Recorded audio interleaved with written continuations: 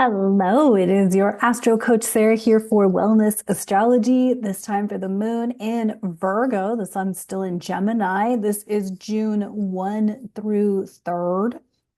And ooh, okay, we have a few building transits that are going to take some time to build, but we need to start talking about them now because there's things happening now.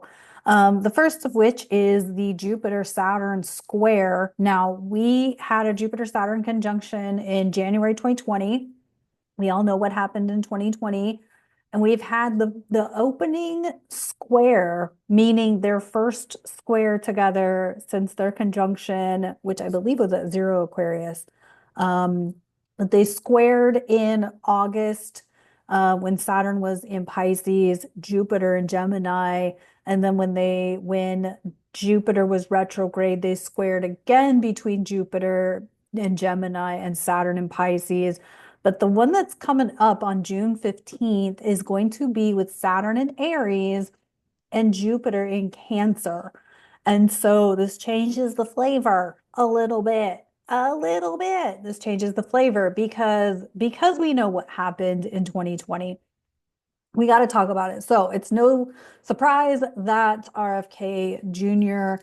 came out last week and said that the jibby jab won't be required for children and pregnant women. I think that's interesting because this square coming up is Jupiter in Cancer. So Cancer is about maternal, motherhood, children, those sorts of things. And so that completely aligns.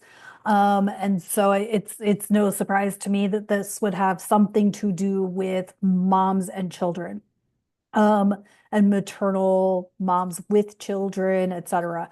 No surprise to me. I knew something was going to come up about something related to that. I also think we could start to see something related to like justice, people like parents seeking justice for their children being forced to take that jibby jab and the consequences therein. And so if you are not familiar with the consequences of the jibby jab, you ought to do some research about that. Anyway, every time something new comes up about it, I'm glad, extra glad I did not participate in that situation. But I think, as we get further in, now, of course, this is the first year of opening squares between Jupiter and Saturn since the 2020 conjunction.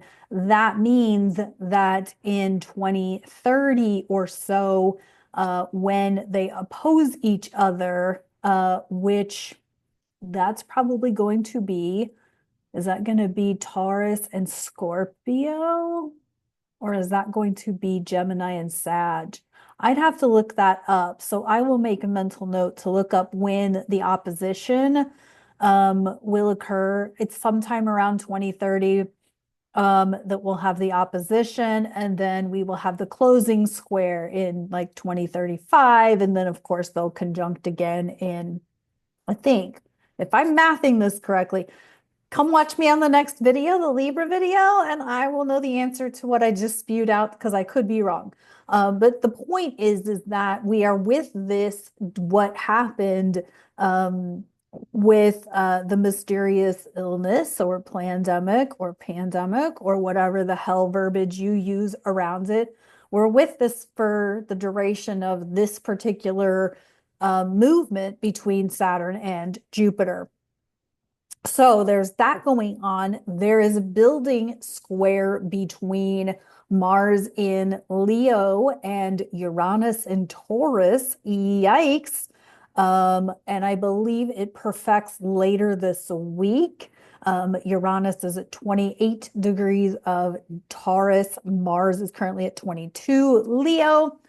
So between that and now Saturn and Neptune, both in Aries,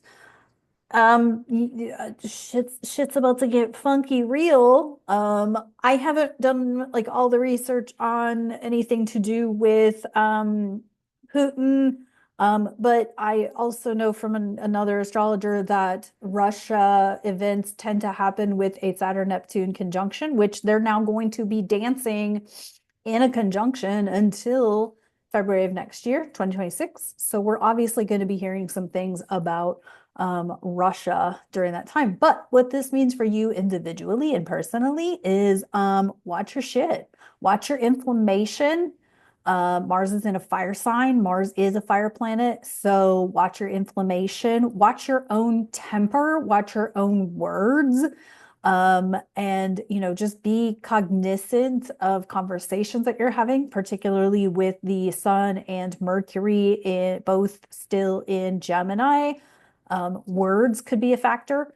Uh, Tempers are going to start flaring. People are getting really pissed at each other. There's a lot of crazy violent things happening. I'm actually fairly checked out on things that are happening in the world, in specific situations, but I know that I've seen situations where parents are taking a stand against transgender competing in women's sports. I am glad to see that. I don't think that trans boys turning into girls should be in girls' sports. Having been a female athlete when I was in high school and played on the boys' wrestling team when I was in high school, and knowing that had I done it, I did this in 1994.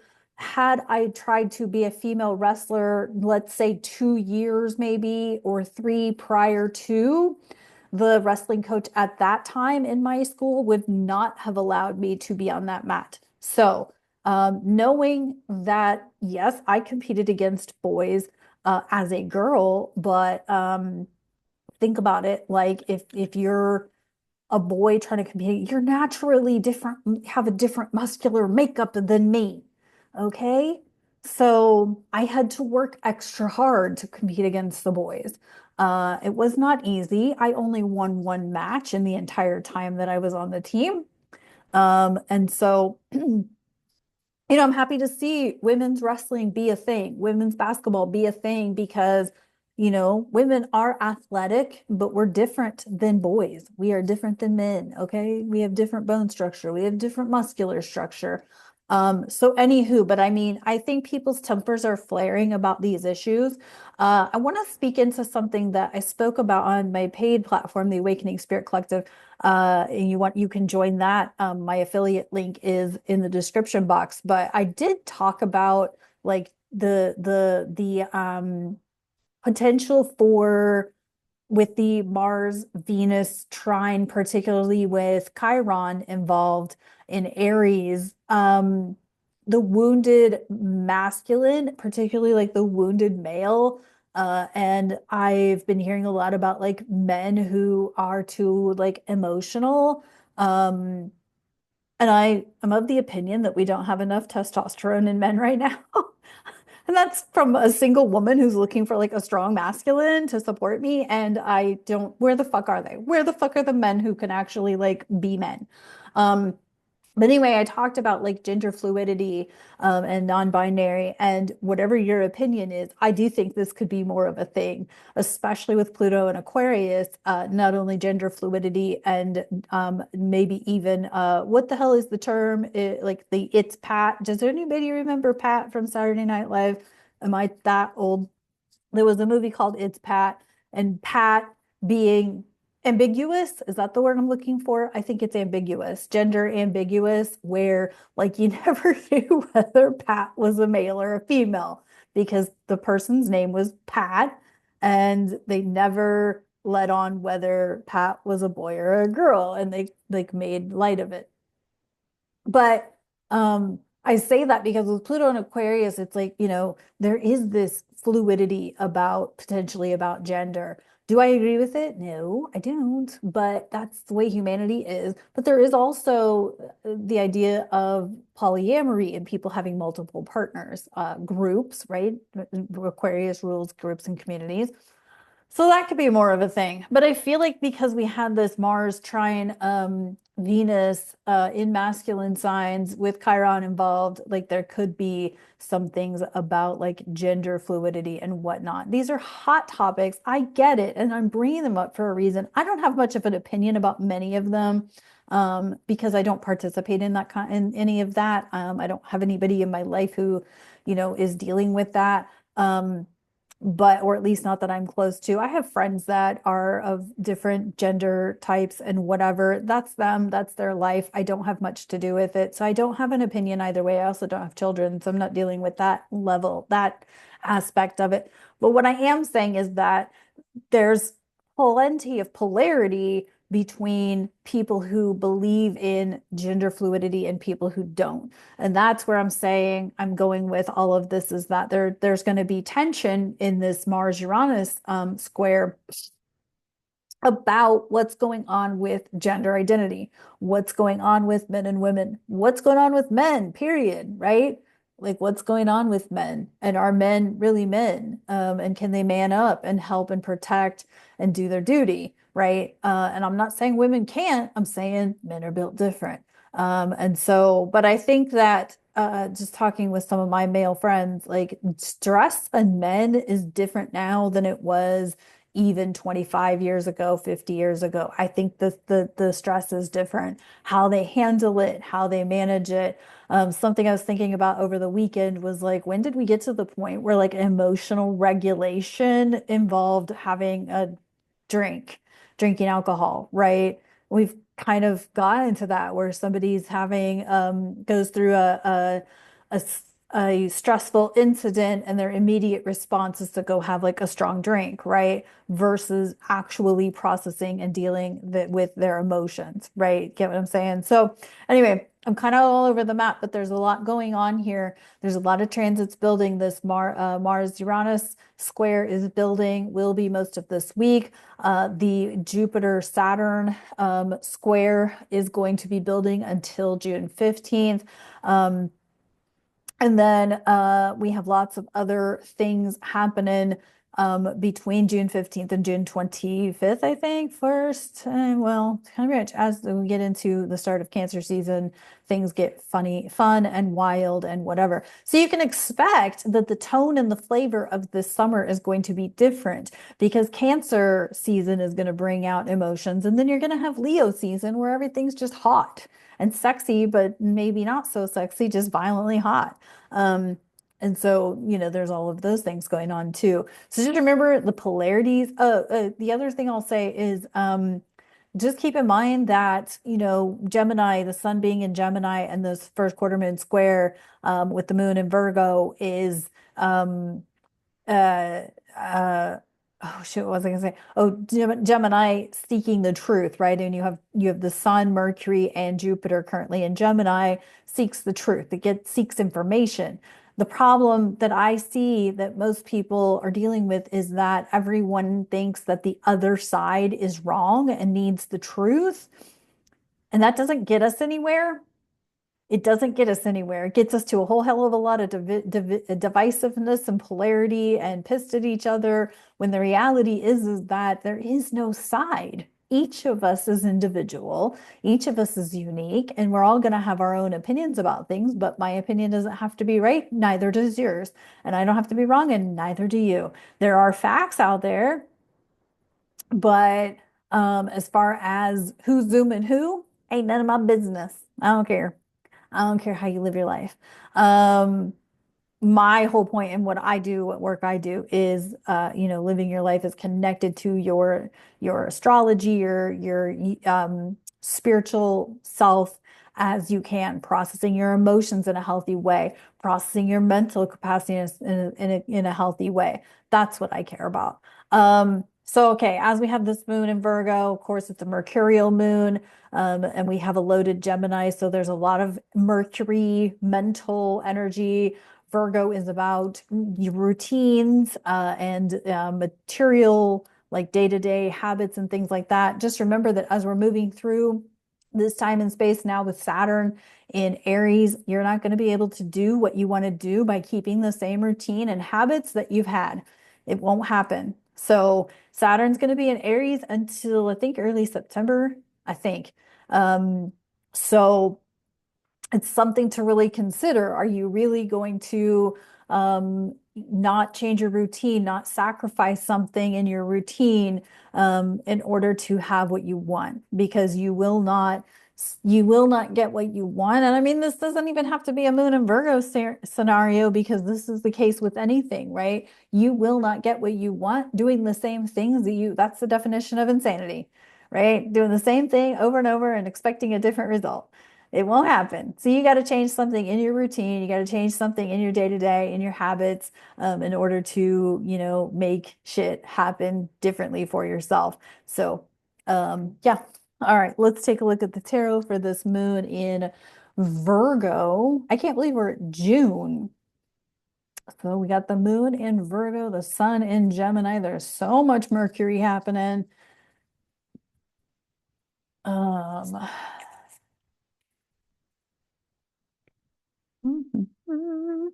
and remember, you aren't going to get sun and rising signs for Gemini season, because you're going to be getting sun and rising signs for the next 3 years soon. They're coming out soon, I promise. They're filmed. I'm just dragging my feet on getting the cover photo and everything else done. The King of Cloaks in reverse. The King of Wands in reverse. Oh, shit. King of Fire in reverse. This is a overpowering authoritarian who needs to be taken down a couple of rungs on the ladder. um and this does not have to be political theater. This could legit be like you giving your power away to somebody who has an opinion or has a belief about you that you're choosing to invest your energy into, right? This could be, you choosing to believe that everyone who says that you're a worthless piece of crap is right. And they're not. You're not a worthless piece of crap. You're here. You're a human. You deserve to be treated as such. Um, this is giving away your power to, somebody who you think has more power than you do, right? Giving your authority away to somebody who you think has the authority or more power than you do. Let me tell you something. If you see them on the internet, including me, you don't know everything about that person. You don't know. You know what they show you on the internet. You don't know what's going on in their space. All y'all see is a corner of my space. You don't see anything beyond that. You just see my little corner where I film stuff, right? This is one little corner of my whole space, right? So, and that goes for anybody on the internet. So just because so and so says you should walk 10,000 steps a day, if that doesn't work for you, it does not work for me. If that doesn't, it would work for me if I lived in a different place. I'm working on that. But anyway, this is giving your power away, right? This is feeding any energy into a belief that someone else holds about you, okay? Or about what you're trying to do. We also have the Page of Latinum in reverse, Page of Pentacles in reverse. This is Dr. Rega. I mean, this is like getting super clear about your possessions, your money, things like that. I think we're definitely going to see some things shifting in the financial world here coming up pretty quick. But I mean, are you open to dealing with your money in a different way? Are you open to having an understanding that it may not be about money, but an exchange of resources, something like that. The person who does my cover photos for this gets paid in astrology. That's what I'm saying though. Like this is about an energetic exchange. And I have done this multiple times throughout my career of not only astrology but coaching. Is I have had many times where I have been a coach for a client, so in exchange for participating in a program. And so, this is what we need to all be thinking about, because, are there ways that you can exchange, right? Are you able to supply food? I get excess amounts of things from the food pantry and I supply them to my family for family gatherings, right? So that is my contribution to my family and to family gatherings is that, when I have excess, I give it to them and then it can go on the smoker, it can go on the grill, it can, whatever, and everyone gets to enjoy it, right? Besides, I don't really need a whole rack of ribs to myself. I don't. I need like 2 ribs. That's it. Anyway. Okay, and then we have the ancient feminine, but think about like putting those together. Like, who are you giving your authority to? Somebody's telling you you need to earn X amount of money, when in the reality is that you don't need to earn any money. You need to have a service being provided, and you can then provide a service for them. Virgo is about service and being of service. And so, you have some sort of skill to offer in exchange for something, something that someone else needs, right? Not everybody's an editor, not everybody's a transcriptionist. People don't like doing those tedious jobs. There are certain types of people able to do those jobs really freaking well. As far as I'm concerned, I will pay an editor to edit. I am not the person to do the editing. I'm the content person, but yeah, I'm the idea provider, but I am definitely not the editor in chief and the grammar expert. Nope, that is not me. Nope. You know what? I think I have been having a grammar person read my papers since college, because I did so badly in grammar class in college. Like the professor was so nice. He was like, "We're about to have a test, Sarah. Here is the one specific sentence that you need to remember for this question." And he's like, "I want you to write it word for word. You'll get it right." Like that's how bad I am at grammar, is my teacher had to literally tell me, remind me before a test, here's the exact word for word sentence that you need to write for the answer to this question. He was so determined for me to pass a fucking class. Anyway, yeah, I'm not a grammar person, but there's people out there who are great at grammar. They're usually Virgos or some Virgo, like a high good Mercury placement or something like that. I am not. I am definitely not. Don't even have a good Mercury placement. Um, okay, we got Medea, and this is uh what is this word? Oh, magic. I like it. I feel like there's an overwhelming amount of opportunity to create magic, and Saturn is not exactly like, let's do it, let's go, right? Saturn's more of like the 3D discipline, rigidity, the rules, restrictions, but Neptune's right there to kick him in his ass, right? Jupiter is about to head into his exaltation in just a few days here. Um, we got all personal planets direct for the foreseeable future. Venus is about to head into her home sign of Taurus.